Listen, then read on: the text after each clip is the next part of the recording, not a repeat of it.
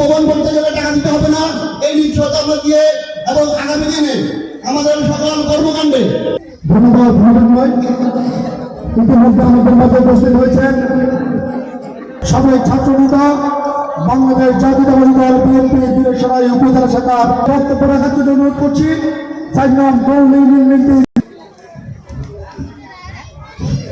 বাংলাদেশ জাতীয়তাবাদী দল চট্টগ্রাম উত্তর বাংলাদেশ জাতীয়তাবাদী দল বীরসরাই উপজেলা শাখা সামনে উপস্থিত সৈনিকগণ সবাইকে জানাচ্ছি আমার নেতৃবৃন্দ আছেন, ওনারা বক্তব্য দেবেন। এই বাংলাদেশে অখাদ্য ধ্বংস করে দিয়ে গেছে, মানুষের ভোটের অধিকার কেড়ে নিয়েছে, মানুষকে লুণ্ঠিত করেছে, মানুষকে এই অকার্যকর রাষ্ট্রে পরিণত রহমান সেই 31 দফার মাধ্যমে আমাদের ঘুরে ঘুরে মা বোনদেরকে পৌঁছে দেওয়া দরকার যে আমরা আগামীতে কি ধরনের বাংলাদেশ চাই, আমরা কিভাবে স্বনির্ভর বাংলাদেশ গড়ে তুলতে পারবো।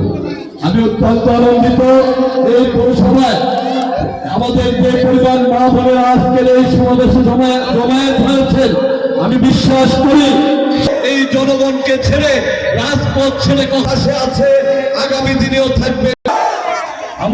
আমার নেতৃবৃন্দ আছে, ওনারা বক্তব্য দিবেন। তবে মা বোনদের যারা এখানে সমবেত হয়েছেন, যারা এখানে সমবেত হতে পারেন নাই, তাদের কাছে আমাদের দেশ নেত্রী বেগম খালেদা জিয়ার চেয়ারম্যান সাহেবের আমাদের নেত্রীর জন্য, আমাদের নেতৃবৃন্দের জন্য দোয়া করতে বলবেন। এখন থেকে আগামী আপনারা স্টেজের দুই পাশে যারা দাঁড়িয়ে আছেন সবার কাছে ওনাদেরকে খাবার করার জন্য আপনাদের কাছে বিনীত অনুরোধ করছি। যারা আজকে বাংলাদেশ জাতীয়তাবাদী দল পৌরসভা শাখার 1-2 নং ওয়ার্ড কর্তৃক আয়োজিত ব্যারিস্টার তারেক রহমানের জাতির সামনে উত্থাপিত রাষ্ট্র মেরামতের 31 দফার আজকের অনুষ্ঠানের সম্মানিত সভাপতি, বাংলাদেশ জাতীয়তাবাদী দল বাড়িয়ার পৌরসভা শাখার সংগ্রামী যুগ্ম আহ্বায়ক, 2 নং ওয়ার্ড শাখার সংগ্রামী সভাপতি শফিকুর রহমান ফরাজি সাহেব, মঞ্চে উপস্থিত আছেন আজকের অনুষ্ঠানের প্রধান অতিথি বাংলাদেশ জাতীয়তাবাদী দল বীরসরাই উপজেলা শাখার সাংগঠনিক অভিভাবক, বাংলাদেশ জাতীয়তাবাদী দল চট্টগ্রাম উত্তর জেলা শাখার চট্টগ্রাম 1 বীরসরাই থেকে ধানের শীষের মনোনীত প্রার্থী, বিগত উপজেলা চেয়ারম্যান, আমাদের সকলের প্রাণপ্রিয় নেতা জননেতা জনাব নুরুল আমিন চেয়ারম্যান সাহেব, সাবেক ছাত্র নেতা নজরুল ইসলাম লিটন আমাদের মাঝে আরো উপস্থিত আছে। বাড়িয়ার পৌরসভা শাখার সংগ্রামী আহ্বায়ক রাষ্ট্রপাতা, এই জিনিসগুলা দিয়ে হাতে মহিলা বিষয়ক মন্ত্রণালয়টা বাংলাদেশে উত্থাপিত হয় এবং গঠন করা হয়। আপনারা অনেকে জানেন আমার এখানে সামনে যারা উপস্থিত আছে, এখানে অনেক বাড়িতে আমি রাত্রি যাপন করেছি। পুলিশের ভয়ে, আওয়ামী সন্ত্রাসীদের ভয়ে আমি এবং আমাদের নেতারা এখানে আমাদের এই জায়গাটা আমাদের জন্য নিরাপদ ছিল বিধায় আপনাদের বাড়িতে, আপনাদের ঘরে চোরের মতো জাতীয়তাবাদী ছাত্র দল, জাতীয়তাবাদী যুব দল এবং বিএনপি সকল অঙ্গ সহযোগী সংগঠন ছাত্র নেতা উনি দিল্লিতে পাঠান। সকলকে আগামী দিনে সকল ষড়যন্ত্র মোকাবিলা করে, ষড়যন্ত্রকে নস্যাৎ করে বিএনপিকে সামনের দিকে এগিয়ে নিয়ে যাওয়ার উদাত্ত আহ্বান জানিয়ে সকলকে আবারও আজকের এই অনুষ্ঠানে যারা আয়োজন করেছেন, যারা এসেছেন, সকলকে বাংলাদেশ জাতীয়তাবাদী দল বাড়িয়ার পৌরসভা শাখার পক্ষ থেকে এবং আমার ব্যক্তিগত পক্ষ থেকে সকলকে আন্তরিক অভিনন্দন, ধন্যবাদ এবং কৃতজ্ঞতা জানিয়ে আমার মা বোনদেরকে আবারও এই কষ্ট করে আসার জন্য আন্তরিক মোবারক এবং কৃতজ্ঞতা জানিয়ে আমি আমার বক্তব্য শেষ করছি। খোদা হাফেজ। বাংলাদেশ জিন্দাবাদ, বাংলাদেশ জাতীয়তাবাদী দল জিন্দাবাদ। দেশ নেত্রী বেগম খালেদা জিয়ার সুস্বাস্থ্য কামনা করছি। বাংলাদেশ জাতীয়তাবাদী দল ঐতিহ্যবাহী বালিহাট পৌর শাখার 1 নং এবং 2 নং ওয়ার্ডের যৌথ উদ্যোগে আয়োজিত আজকের এই সমাবেশের সম্মানিত সভাপতি, বালিহাট পৌর বিএনপি সংগ্রামী যুগ্ম আহ্বায়ক, 2 নং ওয়ার্ড বিএনপির সভাপতি জনাব শফি ফরাজি সাহেব, প্রধান অতিথি যার বক্তব্য শোনার জন্য আপনারা অধীর আগ্রহে বসে আছেন, মিরাসরাইয়ের গণমানুষের নেতা, মিরাসরাই উপজেলা পরিষদের সাবেক চেয়ারম্যান, চট্টগ্রাম উত্তর জেলা বিএনপির প্রভাবশালী যুগ্ম আহ্বায়ক, বিগত জাতীয় নির্বাচনে বিএনপির মনোনীত এমপি পদপ্রার্থী, মিরাসরাই বিএনপির অভিভাবক জননেতা জনাব নুরুল আমিন চেয়ারম্যান, বক্তা বাংলাদেশ জাতীয়তাবাদী দল বালিহাট পৌর শাখার সদস্য, বালিহাট পৌর বিএনপির একমাত্র অভিভাবক, এইভাবে আপনাদের সামনে দাঁড়িয়ে বিএনপির কোন নেতা বক্তব্য দেওয়ার সুযোগ ছিল কিনা বলেন? এইভাবে আপনারা বসে বিগত 17 বছর বিএনপির কোন নেতা নেত্রীর বক্তব্য শোনার সুযোগ ছিল কিনা? নির্বাচনের নামে অনেক নাটক হয়েছে, মেম্বারি নির্বাচন হয়েছে, চেয়ারম্যান নির্বাচন হয়েছে, এমপি নির্বাচন হয়েছে। আপনারা ভোট কেন্দ্রে গিয়ে আপনাদের পছন্দের কোন ব্যক্তিকে আপনারা ভোট দিতে পেরেছেন কিনা? পারেন না। শেখ হাসিনা জোর করে দিনের পর রাতে ডাকাতি করে নিয়ে তারা মেম্বার চেয়ারম্যানের বিমন্ত্রী ডিক্লার দিয়েছিল। আমরা আমাদের পছন্দের প্রার্থীকে, আমরা আমাদের পছন্দের ব্যক্তিকে, আমরা আমাদের অধিকার নিয়ে আমরা ভোট দিতে পারি না। প্রধানমন্ত্রীর সমস্ত এমপি, মন্ত্রী, ইউনিয়নের চেয়ারম্যান, মেয়র, কমিশনাররা, সমস্ত নেতা কর্মী হাজার হাজার কোটি টাকা দুর্নীতি করে। ছেলেরা বিদেশ আছে, আপনাদের স্বামী যাদের বিদেশ আছে, ব্যাংকের কর্মকর্তারা বলে ব্যাংকে টাকা নাই। এই টাকা কোথায় গেছে? এই টাকা খুনি শেখ হাসিনা তার দূষণীরা লুটপাট করে বিদেশে পাচার করে দিয়েছে, যেই কারণে ব্যাংকগুলো পরিণত হয়েছে। সেইভাবে একটা বডি নিয়ে তার স্বামী মোদি বাবুর কাছে পালিয়ে গিয়েছে, বাংলাদেশে অতীতে কোন সরকারি পালিয়ে গেছে কিনা? একজন প্রধানমন্ত্রী কয়েকজন মন্ত্রী থাকে, তো থাকে না মুরব্বীরা? উনার এক মন্ত্রী নাম হলো আব্দুল মোমেন। এই আব্দুল মোমেন মন্ত্রী সাহেব, উনার দায়িত্ব হচ্ছে বিদেশে সফর করা।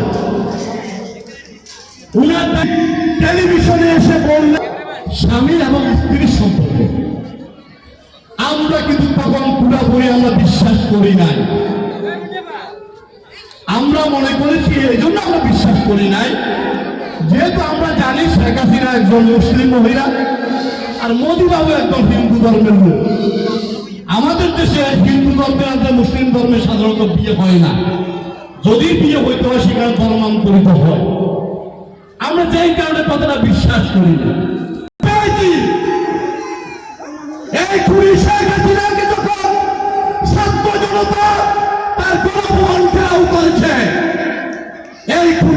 হাসিনা পৃথিবীর অনেক রাষ্ট্র আছে, কোন রাষ্ট্রের না পালিয়ে আমরা ঠিকই দেখলাম ওই যে মমিন সাহেব বলেছে মোদি আর শেখ হাসিনা স্বামী স্ত্রীর সম্পর্ক, সেই 5 আগস্ট আমরা দেখলাম এক কাপড় পরে সে তার স্বামীর হাত ধরে ভারতে পালিয়ে গিয়েছে। সমস্ত এমপি উপজেলা সেই ভারতে পালিয়ে গিয়েছে। জনগণ আমরা যখন এই খুনি শেখ হাসিনাকে পতনের জন্য আমরা মিছিল করেছি, মিটিং করেছি, এই খুনি শেখ হাসিনা বলতেন আওয়ামী লীগ যদি পদত্যাগ করে, শেখ হাসিনা যদি পালিয়ে যায়, বাংলাদেশের রাস্তাঘাটে অলিতে গলিতে লক্ষ লক্ষ লাশ পাওয়া যাবে, আওয়ামী লীগের কোন নেতা কর্মীকে জীবিত রাখবেন। আপনাদের কাছে প্রশ্ন করতে চাই, এই বারিয়ার পৌরসভায়, এই বিলাসপাড়ায় উপজেলায় আওয়ামী লীগের কোন নেতা কর্মী বিএনপি দ্বারায় মৃত্যু হয়েছে কিনা? এরপরে আরেকটা কথা বলতে, আওয়ামী লীগ যদি ক্ষমতা থেকে সরে যায়, ক্ষমতা ছেড়ে দেয়, এর পরেরটি বাংলাদেশের হিন্দু সম্প্রদায়ের লোকজন আর বাংলাদেশে থাকতে পারবে না, তারা সমস্ত হিন্দু ভদ্রলোক ভারতে পালিয়ে যেতে হবে। আমরা আজকে বলতে চাই 5 আগস্টের পরে আজকে পর্যন্ত বিএনপির নির্যাতনের কারণে কোন হিন্দু ভদ্রলোক ভারতে পালিয়ে যেতে হয়েছে কি? ক্ষমতায় আসে 2001 সালে যখন ক্ষমতায় আসে, প্রথম মেয়েদের অবৈতনিক লেখাপড়ার সুযোগ প্রথম বিএনপি করে দিয়েছিল।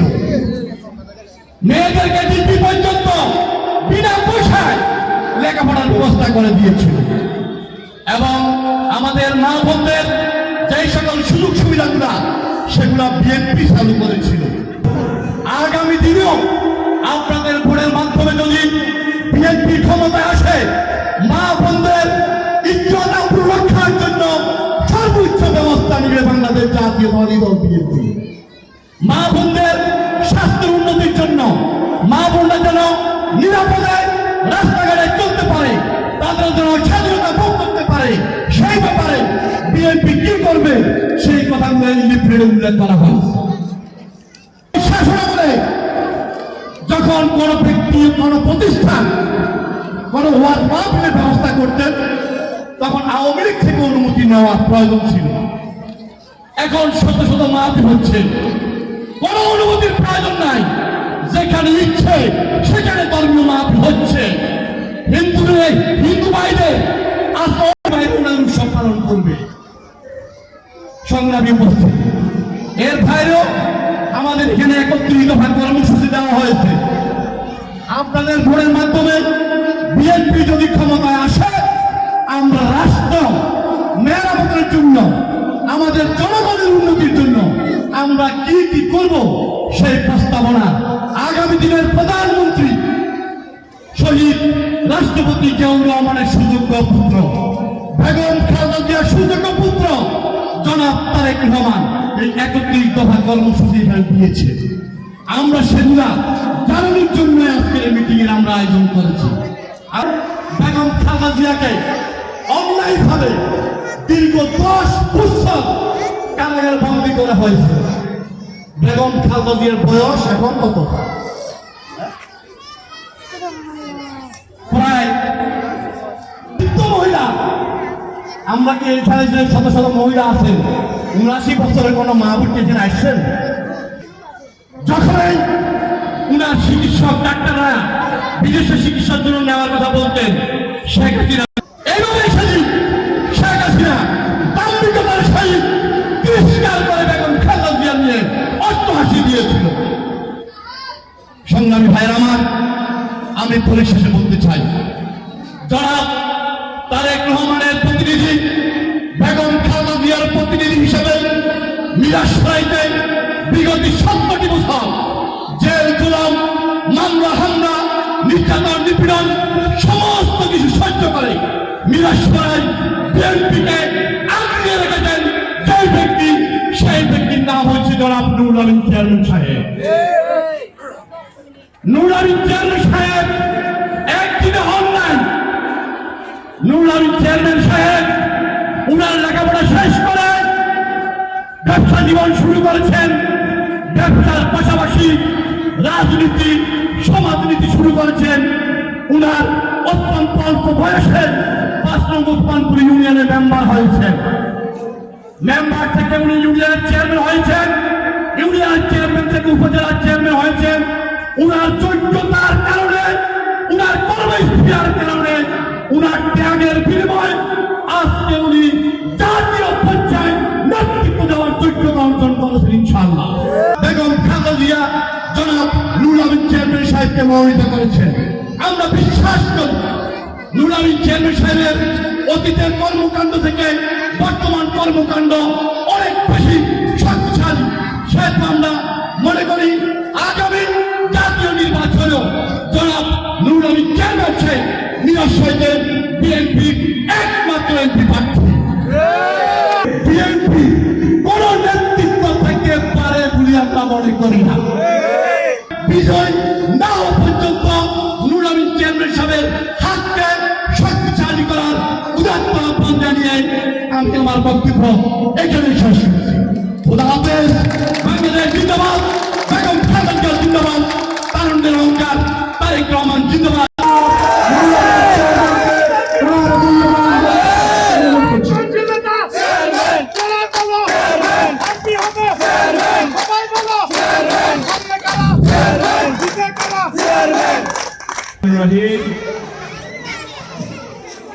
বাংলাদেশ জাতীয়তাবাদী দল বারিয়ার পৌরসভার 1 নং ওয়ার্ড কর্তৃক আয়োজিত আজকের এই সমাবেশের সম্মানিত সভাপতি, উপস্থিত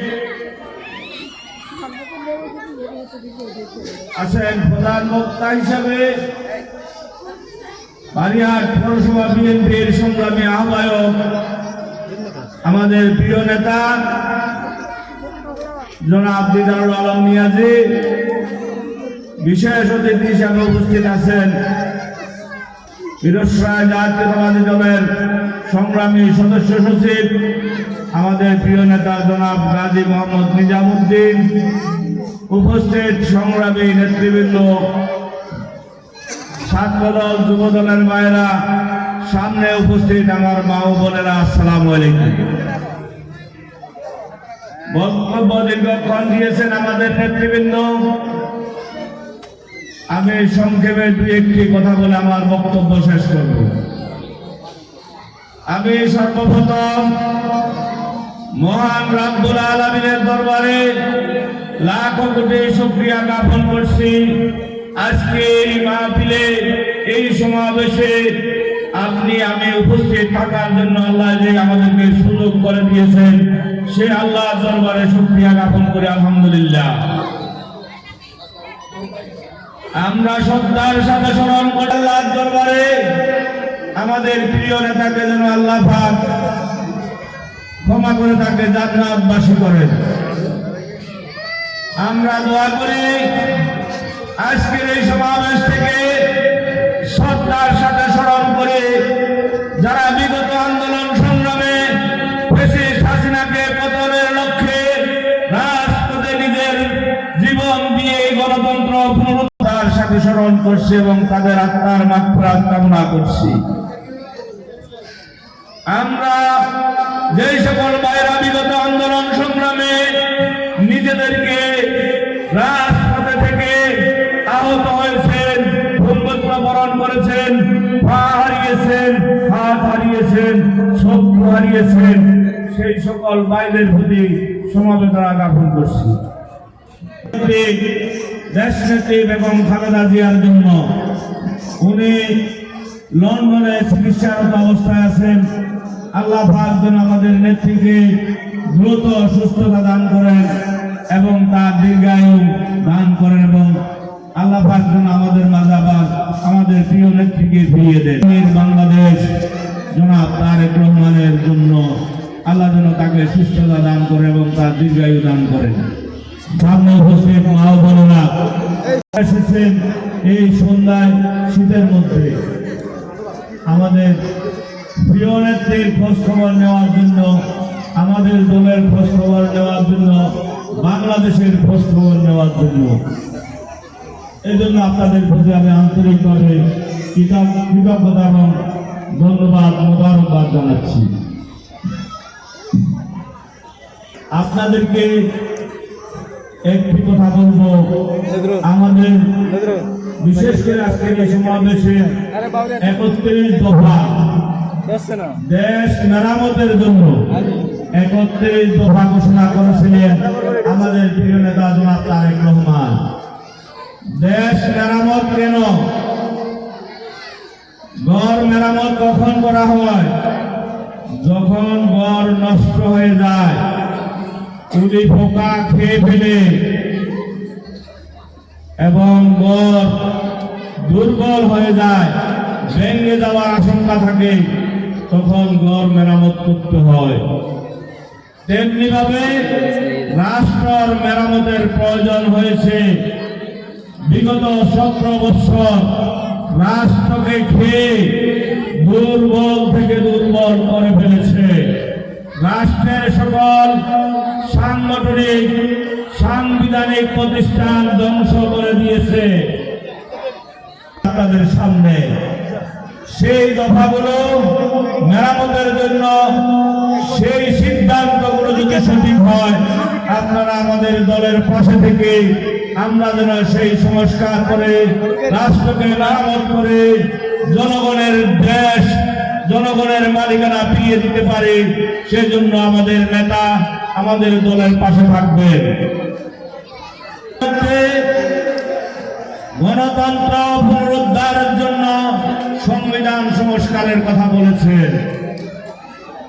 আমাদের এই সংস্কারের মধ্যে মূল্যবোধ এবং সম্প্রীতির সুরক্ষার জন্য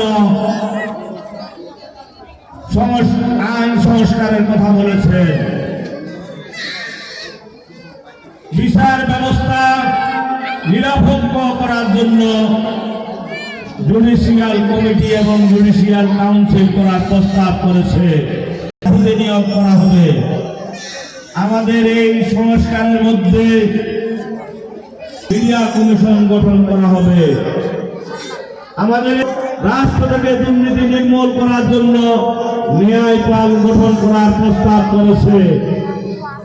নির্বাচনকালীন নিরপেক্ষ তত্ত্বাবধায়ক সরকার পুনর্বহালের দাবি করেছে, আবেদন করেছে। নিরপেক্ষ নির্বাচনের সুগম করার সুপারিশ করেছে। আমাদের এই সুপারিশের মধ্যে প্রধানমন্ত্রী, মন্ত্রিপরিষদ, আইনসভা, মন্ত্রিসভা, এর মধ্যে রাষ্ট্রপতি, প্রধানমন্ত্রীর মধ্যে ক্ষমতার ভারসাম্য রক্ষা করে আইন প্রণয়নের সুপারিশ করেছে। ইতিমধ্যে আপনাদের হাতে হাতে পৌঁছিয়ে দিয়েছে আমাদের স্বেচ্ছাসেবক কর্মী ভাইরা। আমি অনুরোধ করব প্রত্যেকটা মা বোনকে, আপনারা আমাদের এই প্রিয় নেতা রাষ্ট্র মেরামতের জন্য যে আবেদন করেছে, যে নিবেদন করেছে, সে দিয়েছি, আপনারা পড়ে দেখবেন রাষ্ট্রের জন্য কত বেশি দরকার। আর আমাদের ছাত্র দল, যুব দল, স্বেচ্ছাসেবক দল, শ্রমিক দল, কৃষক দল, বিএনপির বাইরের উদ্দেশ্যে বলব, 31 দফা কি এবং কেন সেই বিষয়ে আপনাদের জানা উচিত। আমাদের অনেক ছাত্রদল, যুব দলের ভাইরা আমাদের এই লিফলেট, আমাদের এই দফা আপনারা পড়েছেন কিনা আমি জানি না। আমাদের প্রত্যেকটা নেতা কর্মীকে অনুরোধ করার জন্য মানুষকে উদ্বুদ্ধ করতেছি, আপনারা কিন্তু আমাদের এই লিফলেট গুলা পড়েন বলে মনে হয় না। আমি আমাদের কর্মী ভাইদের প্রতি অনুরোধ করব, আমাদের নেতা যে সুপারিশ করেছেন সংস্কারের, সেই সুপারিশকৃত লিফলেট গুলো আপনারা পড়ে দেখবেন। আগামী দিনের নতুন বাংলাদেশ জনগণের কাছে উপহার দিতে পারি, তাইলে এই বাংলাদেশ সুন্দর বাংলাদেশ হবে। জনগণের জানমালের নিরাপত্তা থাকবে, মা বোনদের ইজ্জত সম্মান নিরাপত্তা থাকবে, নিরাপদ থাকবে। আমরা বিগত 17 বছর কি দেখেছি? সন্ত্রাস, প্রশাসনের প্রত্যেকটা পর্যায়ে পর্যায়ে পরতে পরতে আপনার দুর্নীতি ছেয়ে গিয়েছিল। আজকে সেই দুর্নীতি নির্মূলের আমরা সংস্কারের প্রস্তাব করেছি। হাজার লক্ষ কোটি টাকা বাংলাদেশ থেকে পাচার হয়েছে। 2 লক্ষ কোটি টাকা পাচার করার টাকা পেঁয়াজ কিনে খেতে হয়েছে। কোন বাংলাদেশের ইতিহাসে ছিল 300 টাকা পেঁয়াজের দাম? এখন কমেছে না? এই পতিত সরকার, আওয়ামী লীগ সরকার যাওয়ার কারণে, বিদায় হওয়ার কারণে, পালিয়ে যাওয়ার কারণে আজকে আপনার পেঁয়াজের দাম কমেছে, 80 টাকা পর্যন্ত হয়েছে। বাংলাদেশের ইতিহাসে আপনারা কি দেখেছিলেন খালেদা জিয়ার আমলে 180 টাকা চিনির দাম ছিল না, মাত্র 50-60 টাকা চিনির দাম ছিল। সেই চিনি এখন আমাদেরকে কিনতে হয় 160 টাকা দিয়ে। চাউলের দাম যেমন খালেদা জিয়ার সময় ছিল মাত্র 20 টাকা, 15 টাকা, 18 টাকা, 22 টাকা, সেই চাউল আমরা এখন কিনতে হয় 60 টাকা, 70 টাকা।